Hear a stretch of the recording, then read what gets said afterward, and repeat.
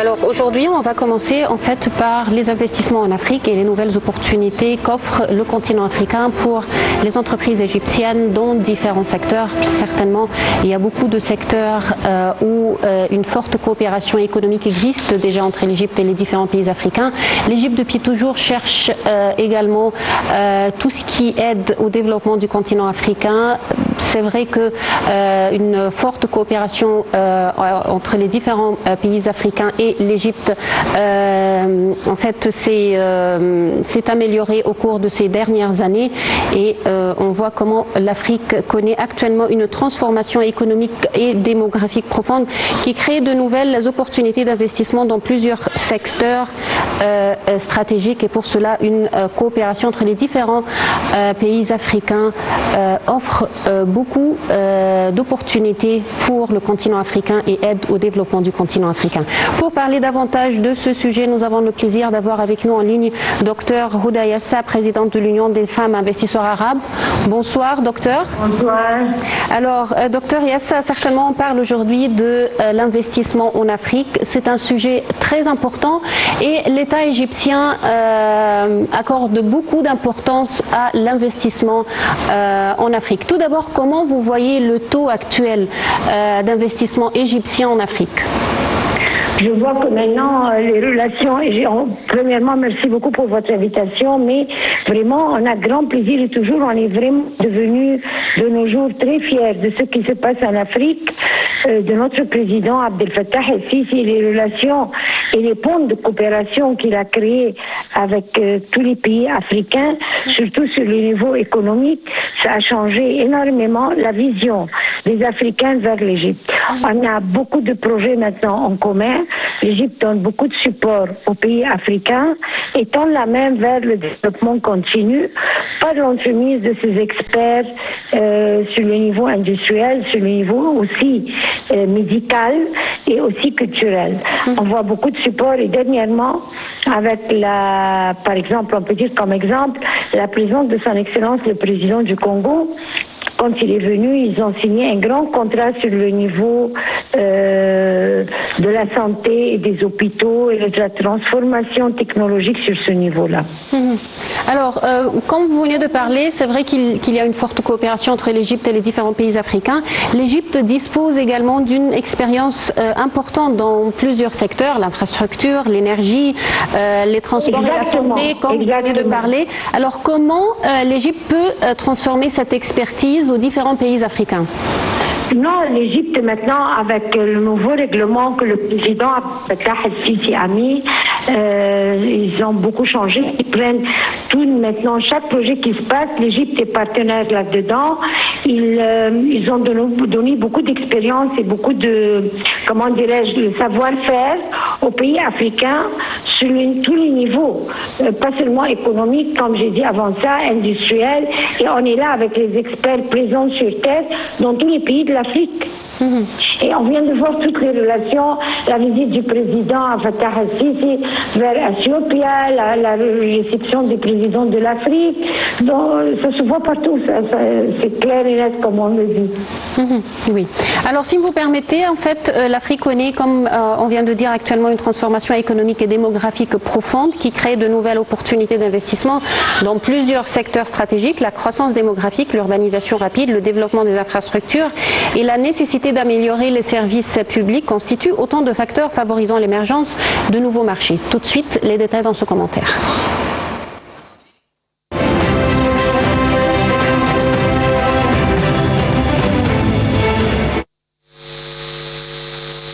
L'expérience acquise par l'Égypte dans les domaines des infrastructures, de l'énergie, de la construction, de la santé, des transports et de l'enseignement peut constituer une base solide pour développer des partenariats avec les pays africains.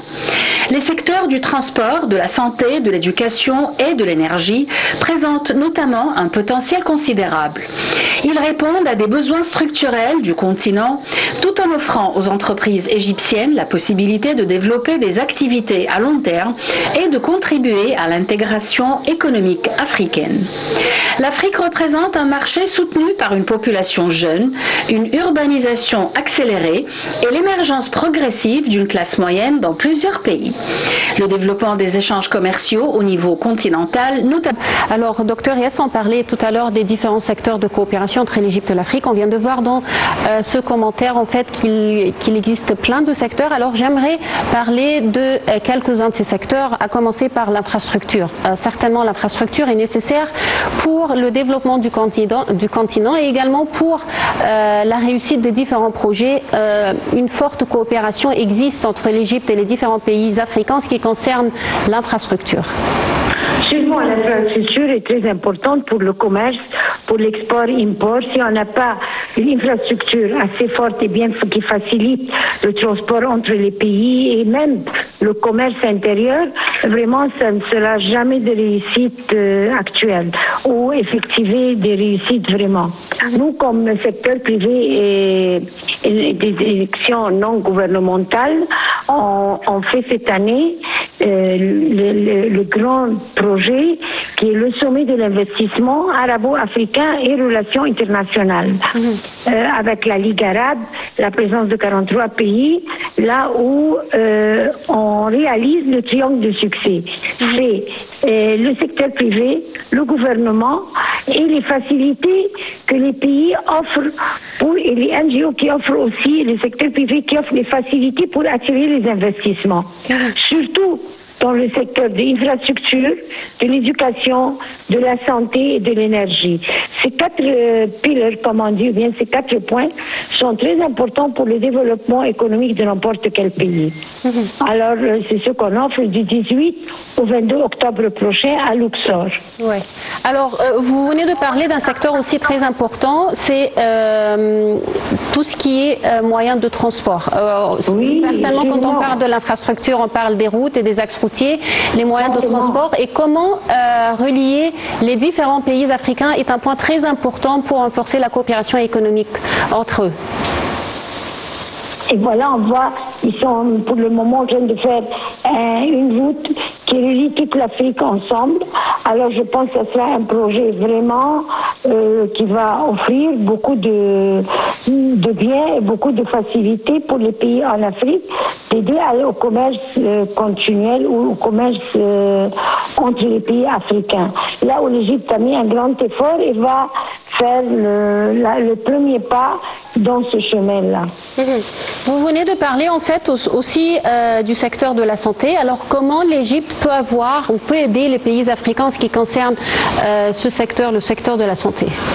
C'est très important. Premièrement, on dit le tourisme de la santé. Les hôpitaux, là où l'Égypte donne les facilités aux hôpitaux en Afrique et même ouvre des hôpitaux en Afrique en collaboration avec les Africains. Et on voit aussi des missions des docteurs, des professionnels, de nos médecins égyptiens vers les pays africains, là où ils font beaucoup de travail déjà et on a reçu beaucoup de remerciements vers les médecins égyptiens de tout ce qu'ils offrent en Afrique. Et aussi les infirmières, les entraînements qu'ils offrent. Si on les invite ici en Égypte pour prendre tout ce qui est, comment dirais-je, les cours avec des certificats approuvés du gouvernement égyptien vers comment développer, par exemple, l'infirmerie et la médecine.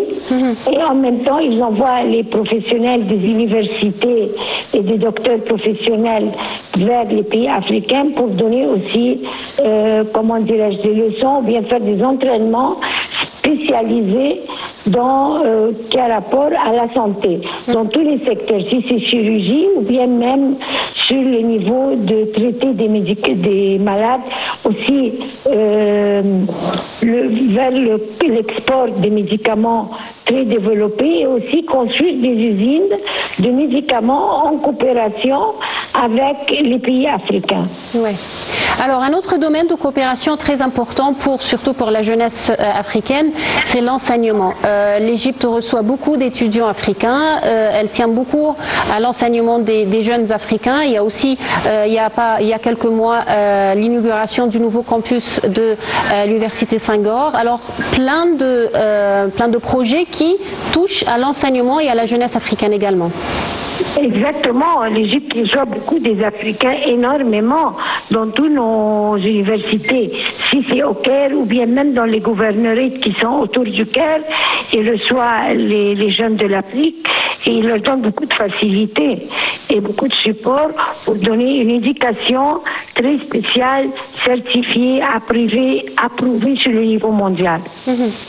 Alors, quand on parle de la zone de libre-échange continentale africaine, est-ce qu'elle peut également aider les entreprises égyptiennes à trouver un plus grand marché en Afrique et à améliorer davantage la coopération entre les différents pays africains et l'Égypte? Oui, sûrement, parce que l'échange qu'on fait ensemble, ils ont des qualités, ils ont aussi beaucoup de raw matériel et beaucoup d'expérience, et nous, la même chose. Alors, quand on collabore, toujours l'union donne la force. Alors, ce qui se passe de nos jours, qu'on s'unit vers le savoir-faire ou le savoir réaliser les projets avec les matières premières qu'ils ont, ou bien les facilités humaines, et l'un et l'autre, on met main dans la main, on fait le développement continu, ensemble. Et on revient toujours au mot qu'on dit, que l'union fait la force.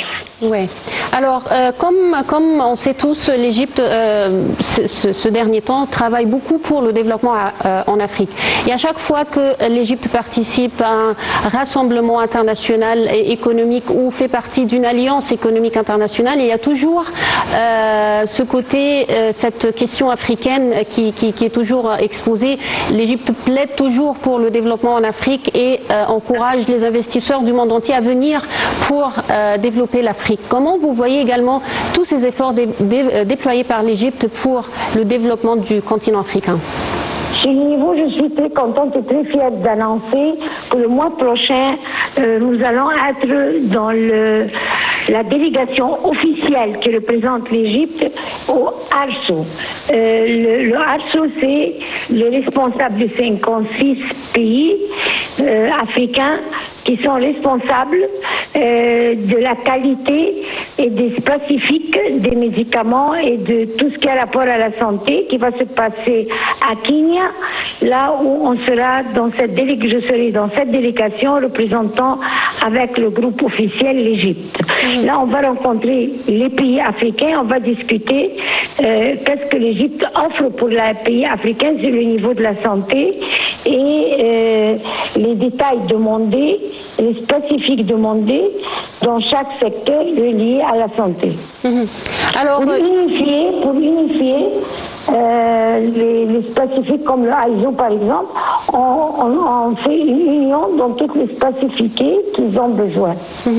Alors une dernière question, docteur Yassa, en fait, loin des investissements, loin du côté économique, l'Égypte tient toujours à renforcer ses relations avec les différents pays, des contacts continus, des visites mutuelles, des rencontres sur haut niveau. Comment vous voyez tous ces efforts déployés par l'Égypte pour renforcer ses relations avec les différents pays de l'Afrique?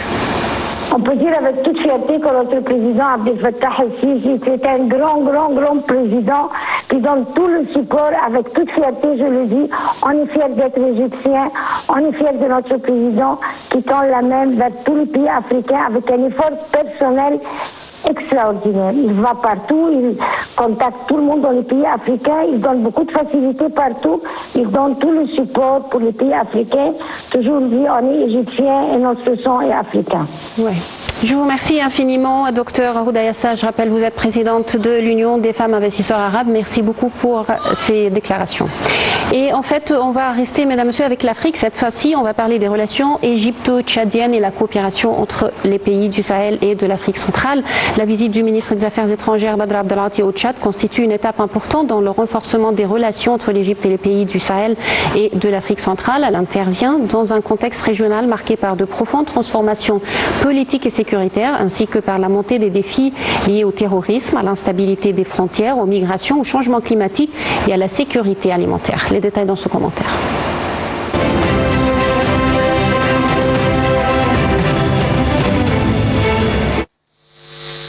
Le rapprochement de l'Égypte avec le Tchad revêt une importance particulière en raison de la position géographique de ce pays, situé au carrefour entre l'Afrique du Nord, le Sahel et l'Afrique centrale.